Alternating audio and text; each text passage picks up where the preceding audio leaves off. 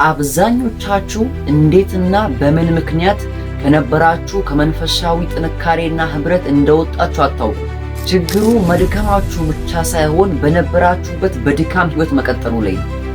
ጸጋና ሰላም ይብዛላችሁ የተወደዳችሁ የእግዚአብሔር ቤተሰቦች ሁላችሁንም በጌታ ሰላም ብያለሁ። ዛሬ አዲስና ጠቃሚ በሆነ መንፈሳዊ ትምህርት ተገናኝተናል።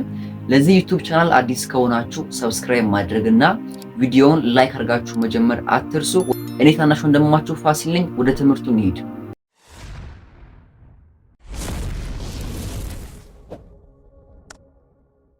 ዓለምና በውስጡ ያለው ነገር ሁሉ ወደ ፍጻሜ እየቸኮለ ባለበት ሲዝንና ሊጠፉ እየተቃረቡ ባሉበት በዚህ ጊዜ ላይ ሰይጣን መስረቅ ከሚፈልጋቸው ነገሮች ውስጥ አንዱ የአማኞችን መንፈሳዊ ጥንካሬና ህብረት ነው።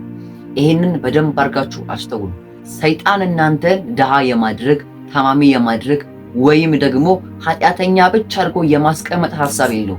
የሰይጣን ትልቁ ዓላማና አጀንዳ እናንተ ከእግዚአብሔር ጋር ካላችሁ መንፈሳዊ ህብረትና አንድነት ማስወጣት ነው የሚፈልገው። ያንን ደግሞ ለማድረግ የትኛውንም አይነት መንገድ ይጠቀማል። እናንተን ሀብታም እንኳን ማድረግ ቢሆን፣ ድሃ ቢሆን፣ ጤነኛ ቢሆን፣ በሽታ ቢሆን የትኛውንም ነገር እናንተ ከእግዚአብሔር ጋር ካላችሁ ህብረትና አንድነት ለማስወጣት ነው የሚጠቀመው። ይሄንን ለማድረግ አይደለም ይሄን ጥቅስም ሊናገር ይችላል። ይሄንን በደንብ አድርጋችሁ አስተውሉ። ብዙዎቻችሁ በመንፈሳዊ ድካም ውስጥ እንዴትና በምን ሁኔታ እንደገባችሁ አታውቁ። ነገር ግን ዛሬ ይህንን ምስጢር አወራችኋለሁ። ክብር ለኢየሱስ ይሁን። የመጀመሪያው ሰይጣን እንዳትጸልዩ ለማድረግ የተቻለውን ሁሉ ያደርጋል። ነገር ግን ያንን አለፋችሁና ሰብራችሁ ከጸለያችሁ በኋላ የሚሰራው ትልቁ ስራ የነበራችሁ መንፈሳዊ ህብረት፣ በዛ ውስጥ እግዚአብሔር ያወራችሁ ነገር ወይም ደግሞ የተናገራችሁ እግዚአብሔር ህልውና፣ የነካችሁ እግዚአብሔር እሳት፣ የቃሉ ፍቺ ካለ ያንን ለማስረሳት ከጸሎት ስትወጡ ውጊያው ይጀምራል። በደንብ አድርጋችሁ አስተውሉ። ዓለማዊ የሆኑ ዋጋ የሌላቸው ተራ የሆኑ ወሬዎችን ወደ እናንተ ማምጣትና መላክ ይጀምራል። ያም ደግሞ ትኩረታችሁን ለመበተን ነው። ወይም ደግሞ ከነበራችሁ ከጸሎት ህብረት ያንን እያሰባችሁ በእግዚአብሔር ህልውና ደስ እያላችሁ እንዳትውሉ ተራ የሆኑ ወሬዎችን ወይም ደግሞ ተራ የሆኑ ነገሮችን ወደ እናንተ በመላክ ትኩረታችሁን መበተን ነው የሚሰራው ስራ። ይሄንን በደንብ አድርጋችሁ ስሙኝ በጌታ ፍቅር። ሰይጣን ከጸሎት በኋላ ስትወጡ አብዛኞቻችሁ አጋጥሟችኋል። ጸልያችሁ ስትወጡ ጸልያችሁ እግዚአብሔር ጋር ጥሩ የሆነ ፌሎሺፕ አድርጋችሁ የእግዚአብሔር ቃል አንብባችሁ እግዚአብሔር በመንፈሱ በኩል የልቡን ሐሳብ ካወራችሁ በኋላ ልክ ስትወጡ ሰይጣን ውጊያውን ይጀምራል። ምን አይነት ውጊያ? ብዙዎቻችሁ የማታስተውሉት ውጊያ። ያም ደግሞ ምንድነው? ትኩረታችሁን መከፋፈል ይጀምራል። ያም ደግሞ ለምንድነው? በዚህ በነበረ እግዚአብሔር ህልውና በዚህ በነበራችሁ መንፈሳዊ ንቃት እንዳትውሉ እንዳትቀጥሉ ያደርጋችኋል። ያ ደግሞ አቅማችሁን እያደከመው ይሄዳል። ይሄንን በአንድ ምሳሌ ላስረዳችሁ። ለምሳሌ የተቀጣጠለ ባለ በደረቅ እንጨት መሃል በጣም የረጠበ እንጨት ብትጨምሩ እሳቱ የጠፋ ሄድና ጭስ ብቻ መሆን ይጀምራል። ሰይጣን መጀመሪያ እንዳትጸልዩ የእግዚአብሔርን ቃል እንዳታነቡ የተቻለውን ሁሉ ያደርጋል። በዛ ውስጥም ካልተሳካለት ከዛ በኋላ ያ እሳት ያ የነበራችሁ መንፈሳዊ ኢነርጂ እንዳይቀጥል ተራ የሆኑ ወሬዎችን ተራ የሆኑ ነገሮችን በሶሻል ሚዲያ በጓደኛችሁ በምትሰማቸው ሰዎች መላክ ይጀምራል። ያ ደግሞ በጸሎት ሰዓት ላይ የነበራችሁ መንፈሳዊ ንቃትና ትኩረትን መከፋፈል መበታተን ይጀምራል። ስለዚህ ጸልያችሁ በኋላችሁበት በዛ በእግዚአብሔር መንፈስና ህልውና እንዳትውሉ ስለሚያደርጋችሁ ድጋሚ ለመጸለይ ትቸገራላችሁ። ለምን? በዛ መንፈስ በዛ ኤነርጂ ስላልዋላችሁ ትኩረታችሁን ሰይጣን ስለወሰደባችሁ በዛው በነበራችሁበት መንፈሳዊ ጥንካሬና ብርታት መቀጠል ይከብዳችኋል። ስለዚህ በመጀመሪያ ሰይጣን የሚያደርገው በተቻለው መጠን እንዳትጸልዩ ይሞክራል። ያንን አልፋችሁ ከሄዳችሁ ደግሞ ከጸሎቱ በኋላ ሰይጣን መንፈሳዊ ውጊያውን በማታስተውሉና በማትጠብቁበት መንገድ ይከፍታል። ያም ደግሞ ትኩረታችሁን ለመበተንና ከእግዚአብሔር መንፈስ ከነካችሁ ካወራችሁ ከጸለያችሁበት ነፍሳችሁ ሐሴት ካደረገችበት ከእግዚአብሔር ህልውና የእናንተን ትኩረት ለመውሰድ ነው። ያ ሲሆን ደግሞ በዛ ህልውናና በእግዚአብሔር መንፈስ ቀናችሁን መዋል መዋጀት ይከብዳችኋል። ስለዚህ ነፍሳችሁን የምትመግቧትን ነገር እወቁ። ጌታችን ኢየሱስ አንድ ጊዜ ሲናገር እንደዚህ አለ፣ ከምታዩትና ከምትሰሙት ነገር ተጠበቁ አለ። ብዙዎቻችን ከጸለይን በኋላ መንፈሳዊ ነገር ካደረግን በኋላ ለምናየውና ለምንሰማው ነገር አንጠነቀቅም። ለዛ ነው ቶሎ ወደ መንፈሳዊ ድካም ውስጥ የምንገባው። ነፍሳችሁን በደንብ አድርጋችሁ መግቧት። ከጸሎት በኋላ ሰይጣን በየትኛውም አይነት ወይ ሊመጣባችሁ እንደሚችል እወቁ። መንፈሳችሁን አንቁት። በዚህ መንገድ አብዛኞቻችሁ ሳታስተውሉ እንደ ቀልድ ባይ ሰም ሪዝን ሰይጣን ከነበራችሁበት ስፒሪቹዋል ላይፍ እናንተን ማስወገድና ማድከም ይጀምራል። ያላስተዋላችሁበት ምክንያትና ያላወቃችሁበት ምክንያት ሰይጣን በምን መንገድ መጥቶ አታክ እንዳደረጋችሁ ስላላስተዋላችሁ ነው። ግን አንድ ነገር ማወቅ ያስፈልጋል። እንደ ክርስቲያን ማወቅ ያለባችሁ እውነት ግን ሰይጣን በየትኛውም ጊዜ በየትኛውም ሁኔታ በእናንተ ላይ መንፈሳዊ ጦርነትን ሊያውጅና ሊያስነሳ እንደሚችል አስተውሉ። ስለዚህ የምትሰሙት ነገር የምታዩትን ነገር አስተውላችሁ መርምሩ። ያላችሁ መንፈሳዊ እሳት ያላችሁ መንፈሳዊ ህብረት የተነካችሁበትን ያን ደስታ የሚያጠፋ ሌላ ነገር ከሆነ ልባችሁንና ሐሳባችሁን ጠብቁ።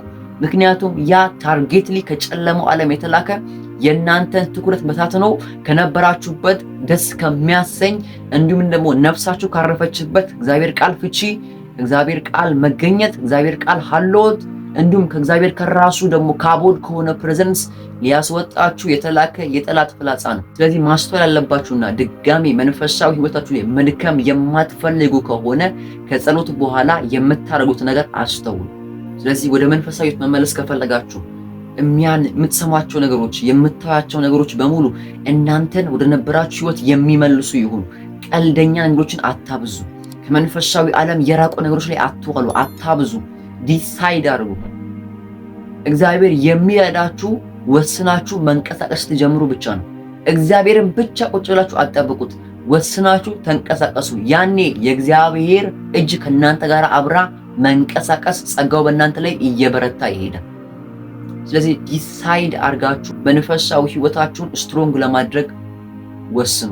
በዛው ሰዓት የእግዚአብሔር ጸጋ ሲያግዛችሁ ታያላችሁ።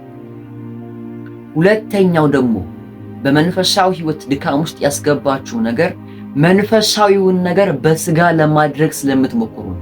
ይሄ በጣም ብዙ ክርስቲያንም ደግሞ የሚሰናከልበት ነገር ነው። መንፈሳዊ የሆነውን ነገር በስጋ ለማድረግ ስትሞክሩ በቃሉ ሲናገር እንደዚህ አለ፣ በመንፈሴ እንጂ በኃይልና በብርታት አይደለም አለ። በደንብ አድርጋችሁ ስሙ። መንፈሳዊውን ነገር የእግዚአብሔርን ቃል ለማጥናት ለመጸለይ እናንተ ክርስቲያን ስለሆናችሁ ወይም ከዚህ በፊት ረጅም ሰዓት ረጅም ጊዜ ለመጸለይ አቅሙ ስለነበራችሁ ዛሬም በራሳችሁ ያለ መንፈስ ቅዱስ እገዛ ያለ መንፈስ ቅዱስ እርዳታ የእግዚአብሔርን ቃል ለማንበብ ለመረዳት ለመጸለይ እንዳትሞክሩ።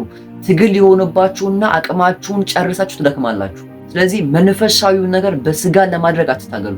መንፈሳዊውን ነገር በመንፈስ ቅዱስ ለማድረግ ሞክሩ። የእግዚአብሔር ቃል ከ40 በላይ ሰዎች የተጻፈ በመንፈስ ቅዱስ ምሪት ነው እንጂ በሰዎች አእምሮ ጥበብና እውቀት አይደለም። ስለዚህ እግዚአብሔርን ቃል አንደርስታንድ ለማድረግ ለመረዳት መንፈስ ቅዱስ ጥገኛ ሁኑ። እጸልያለሁ ወይም ደግሞ አሁን እጸልያለሁ ስላላችሁ ብቻ አትጸልዩ። መንፈስ ቅዱስ ካረዳችሁ የእግዚአብሔርን ቃል አነባለሁ በዚህ ሰዓት በዚህ ጊዜ ብላችሁ እናንተ ስላቀዳችሁ ብቻ አይደለም፣ መንፈስ ቅዱስ ሲረዳ ብቻ ነው ማድረግ የምትችሉት። ስለዚህ መንፈሳዊውን ነገር በስጋ ከማድረግ ተቆጠቡና በመንፈስ ቅዱስ እርዳታ ላይ ጥገኛ ሁኑ። ዛሬም እፈልጋለሁ እንድጸልይ እርዳኝ በሉት። ቃልን እንዳነብ እርዳኝ በሉት። በስጋችሁ የምትታገሉ ከሆነ በስጋችሁ መንፈሳዊ ነገር ለማድረግ ግብግብ ውስጥ የምትገቡ ከሆነ እናንተ አቅማችሁ ኢነርጂያችሁን ሉዝ ታረጉና ድካም ውስጥ ትገባላችሁ ተመልሳችሁ ማለት ነው። ስለዚህ መንፈሳዊውን ነገር በመንፈስ ቅዱስ እርዳታ እንጂ በእናንተ ማስተዋል ጥበብ ችሎታ ላይ እንዳትደገፉ። ያ መንፈሳዊን ፌላሪቲ ወደ ህይወታችሁ ስለሚጠራና ስለሚያመጣ ክብር ለኢየሱስ ይሁን። ስለዚህ እነዚህ ሁለቱን ነገሮች አስተውላችሁ ተጠንቀቋቸው። የመጀመሪያው ከጸለያችሁ በኋላ መንፈሳዊ ህብረት ካረጋችሁ በኋላ የእግዚአብሔር ቃል በተለየ መልኩ መንፈስ ቅዱስ ካበራላችሁ ወይም ደግሞ ለናንተ ተገለጠላችሁ በኋላ የምታዩትን የምትሰሙት ነገር ተጠበቁ። ዓለም የምትበዛበት ስፍራ ላይ አትዋሩ። ለምን? ያ የነካችሁን መንፈስና እሳት ሊያጠፋና ሊያደበዝዝ ድጋሜ ደግሞ በዛ የጸሎት ጉልበት እንዳትቀጥሉ ስለሚያደርጋችሁ። ሁለተኛው መንፈሳዊውን ነገር በስጋ ለማድረግ አትሞክሩ። ምክንያቱም ከመንፈስ ቅዱስ እርዳታና እገዛ ውጪ በራሳችሁ ችሎታ፣ በራሳችሁ ማስተዋል፣ በራሳችሁ ጥንካሬ ለማድረግ ስትሮጡ የእናንተ ስጋ ይደክምና አቅም ስለምትጨርሱ ቶሎ መንፈሳዊ ህይወት ላይ ደካማ ትሆናላችሁ። ስለዚህ ሁል ጊዜ መንፈስ ቅዱስ ላይ ጥገኛ ሁኑ። ወገኖቼ ሰብአዊ የሆነው ስርዓት ወይም ደግሞ ወላጅ እናትና አባቶች ናቸው 18 ዓመት ከሞላችሁ በኋላ ራሳችሁን ችላችሁ እንድትኖሩ የሚፈልጉት።